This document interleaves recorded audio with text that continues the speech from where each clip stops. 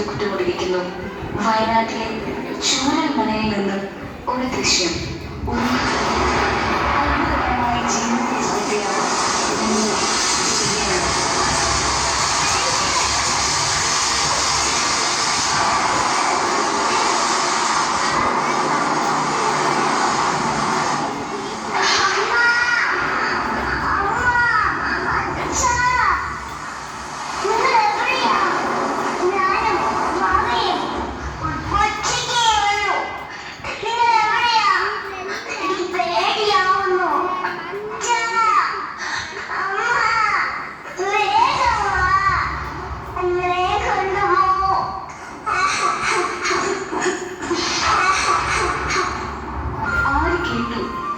നോവിന്റെ വിളികൾ ഒന്ന് നേരെ വീട്ട് വെളുത്തപ്പോഴേക്കും ഇല്ലാതായ ചൂരൽമല ഉരുൾപൊട്ടലിന്റെ വേദനയിൽ ദുരിതം അനുഭവിക്കുന്ന ഒക്കെയായ ജനങ്ങൾ, ദുരിതാശ്വാസ ക്യാമ്പുകളും അവർക്കുള്ള സഹായ വാഗ്ദാനങ്ങളും ഒറ്റയ്ക്കും കൂട്ടമായുമുള്ള ശ്രമത്തിന്റെ ഫലമായി ഒരു ജനതയെ തിരിച്ചു പിടിക്കാനുള്ള ശ്രമങ്ങളും.